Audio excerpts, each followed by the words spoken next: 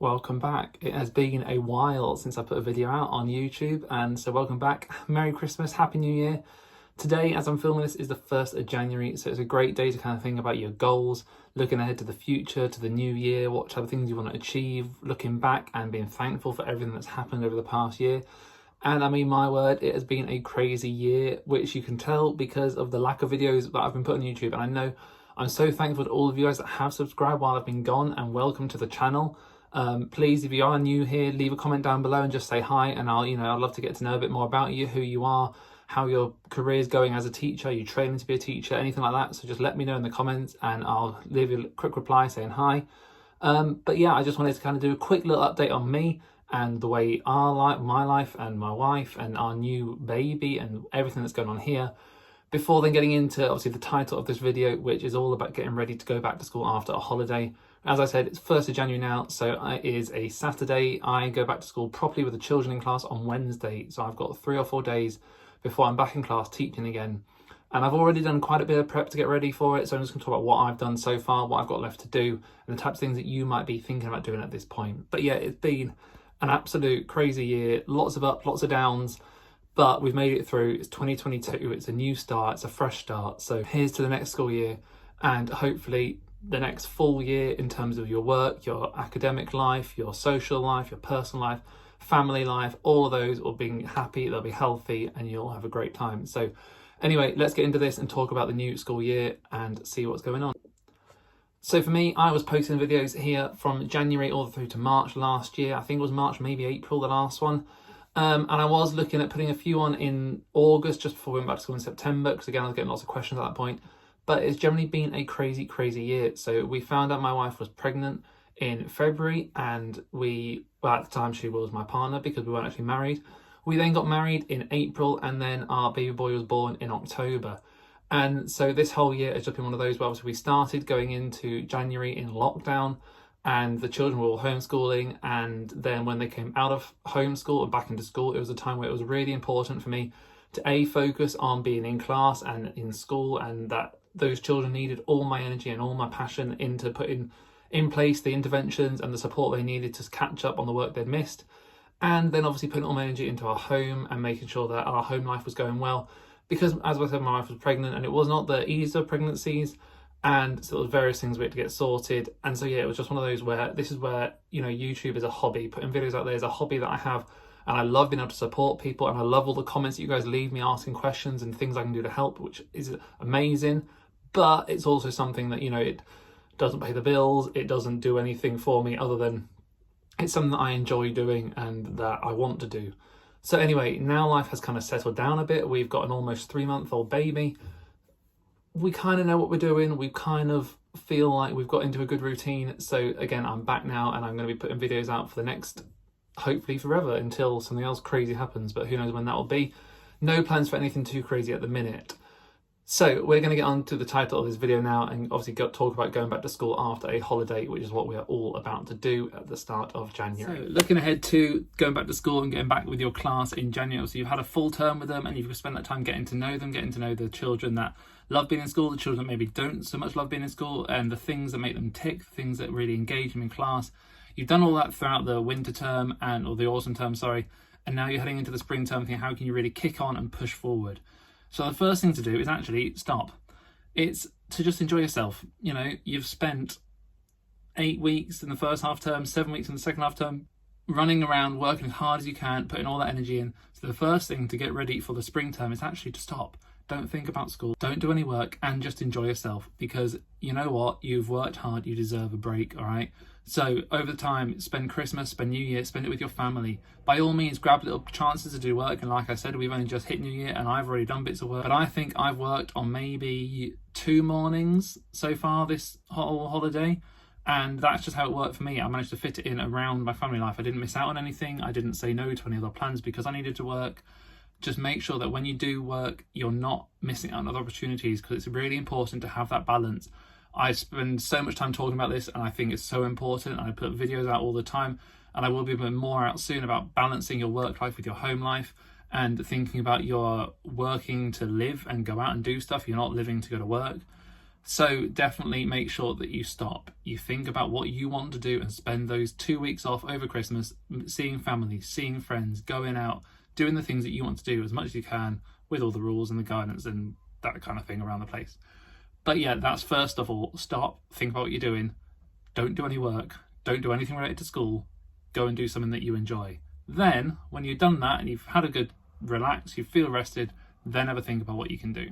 The next thing to do when you actually start sitting down and doing some work is to completely ignore anything that anyone says that you don't agree with and do it your way, because that's the way you're going to get the work done. Now, that might mean you ignore everything I'm about to say, because you might sit there listening and thinking that, you know what, that's not really going to help. And when I watch teacher videos, I'm normally sat doing some work while they're talking, so I might not be staring at the screen the whole time. And I might listen to a bit of advice they give me and think, actually, you know what, that doesn't really help. And, you know, there's loads and loads of good advice out there that does work for me, but not all of it does. So the next thing to say is do it your way. If you prefer locking out a whole day and just getting all your work done in one massive chunk, then do that. If you prefer doing a little bit here and there, like I've done this Christmas, where I've done 2 separate chunks of maybe 2 hours work, then you do that, okay? Do it your way. If you hear a bit of good advice that you want to try, then by all means go for it. But if you hear a bit of advice that someone says it worked for them and you already know in your heart that's not going to do it for you, you don't like that, don't do it. Don't force yourself to do something that you don't think you're going to do. So do it your way. Do it the way you think is going to work for you, the way that works for your family, the way that works for whoever's at home with you, and try to get it done as quickly and as well as you can, and then enjoy the rest of your time together. I always start by looking at the kind of long-term plan that I've set out at the start of the year. So I look at the subjects I'm about to start teaching, the topics I'm about to start teaching. It's especially important now because my school is changing our topics. So what I had originally planned in my long-term plan to do this next term has now been taken off and there's a new topic in its place. So I've really had to go back and organise my long-term plan all over again. Then from that, go through my medium-term plan, which sets out what I do each week and adjust that and make sure all that still fits into place. So that's kind of where I start. I start with the big picture and the kind of the macro ideas, the what am I doing for the whole year. Then I zoom in a bit to the medium term plan. Okay, right, what am I fitting into each week for just that term? Once I've done that, then I start thinking about, okay, let's do the first 2, maybe 3 weeks. I'm about 2 weeks into my planning so far for this term, and I might do a little bit more, but that's about as far as I go ahead because plans change, people change, ideas change, lessons change, and there's no point going through and planning loads. If I'd have sat down and planned my entire year's worth of lessons at the start of the year in September, then I'd have wasted 2 entire terms worth of work because my topics have changed. So it's about thinking about what's coming up, what have you got to do, and how can you do it in the most efficient way. That means you aren't snowed under with work when you come to do your teaching and have that extra workload then, but you're also not having to replan and plan for no reason because things change. So again, what works for you might be that you plan a month, you might only plan a week, you might plan day to day. It depends on you, it depends on your school, your policies. But again, just do what works for you. And I think definitely I like the idea of starting big, looking a bit smaller with your medium term and then even smaller with your short term, rather than the other way. It just doesn't work for me. I have to have the big idea in my head first before I start looking at each individual chunk. So that might work for you. Give it a go if you're not really sure and see what happens. The next thing I look at once I've planned out my lessons and the kind of work that I'm going to have to do throughout, I start to think about when I'm going to do it all. So obviously I've just said that I would be planning about 2 weeks in advance. That means sometime over the next 2 weeks while I'm teaching, I also need to make time to plan for the weeks after. That planning time is normally used in my PPA where I'll go home and I'll spend that time planning for the next week. And I can generally get a week's worth of planning done in that time. But I also want to think about the other stuff I want to do. You know, I'm a teacher and I absolutely love my job, but there's various other things I like to do. So I like to go to the gym, I like to go swimming, I like to make YouTube videos and talk about teaching and help people with that and talk online to other teachers and see what they're up to. I also now have a family. So obviously my wife and I have had our first child, and I like to make sure that I can plan in something that we can do after school every day. So it might just be go for a walk, it might just be nip out to the shops. But I want to make sure that I set that time aside each day where I can say, actually, you know what, I'm not going to be at work till 6, 7 o'clock today. I'm going to leave at a sensible time and I'm going to get home and focus on that family life because that's really, really important to me. As I said earlier, that work-life balance is massive and it prevents burnout, makes you be the best teacher you can be. You can give all your energy to the kids when you're in school and then you can give all your energy when you're at home too. Now, it does involve a lot of understanding colleagues, understanding head teachers and your bosses at school. I'm very lucky to work in a massively supportive school, so obviously as long as I get the work done, I'm not expected to do it at certain times a day. I can fit it around when I want to. So when I said about the 2 bits of work I've done this week, they were done it was about 4 o'clock in the morning because my boy had woken up and he'd wanted a feed, so I'd fed him. And then that day I'd felt quite awake, I'd felt quite up to it. So I sat and spent about 2 hours from 4 to about 6, half 6, doing some work until my wife woke up or he woke up for another feed. And that was just the time I set. Now, 6 months ago, if you'd asked me, do I want to get up at 4 and do some planning? I'd have said absolutely not. I generally do it late at night at like 10, 11 o'clock, but that's just how my life has changed and I fit it into where I fit in. So again, this isn't advice saying get up at 4 and do your planning at then, unless you want to. It's just saying fit it into where you like to do it. A year ago, I'd have said I do it at 10 o'clock, fit it in where you do. I might have said I do it at 4 o'clock in the afternoon, do it when you want to do it. Right now, I do my planning at 4 a.m. That's just how it works for me at the minute, and I'm sure it will change over the next 6 months, it'll change over the next year, and we'll just go from there when it does. But yeah, just fit it in around what you can do and make sure you're thinking about yourself and not just the kids. You're going to spend time over the next 10 weeks, 12 weeks, however long this term is, planning in all your time around doing your best for the children, but you need to do the best for you too. So think about when you're going to do your work and think about when you're going to put in time to go to the gym, to go for a walk, to go swimming, to go on a bike ride, whatever it is you like to do, to go play football, just to do whatever it is you enjoy, to see family, to see friends if we can. That is the kind of thing where you need to make sure you're doing that work-life balance and thinking about that in the term ahead for you as well as for your class. And that's pretty much everything I do in terms of getting ready for the start of the school year. So this is obviously the start of a calendar year, it's going back in January, but I'll do the same thing during Easter term, I'll do the same thing near the end of the summer holidays.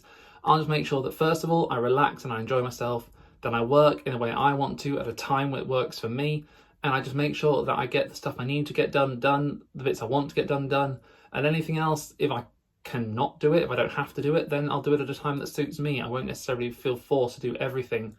As a teacher, your to-do list will never end. It'll feel like you have 1,000,001 things to do every single day, but prioritize those things. Put the things at the top of the list that you need to do, the things that you want to do, things you have to do soon, and there's always going to be some things that are at the bottom that you don't need to do, you don't necessarily want to do, and you do them when you can. Thank you very much for watching, and as I said at the start, if you've got it at the end of the video, then you're amazing, brilliant, thank you very much. Please comment down below if you are new here and just let me know where stage of your teaching journey you're on. I'd love to hear from as many of you as I can. It really does inspire me with all your journeys as well as obviously the journey I've been on.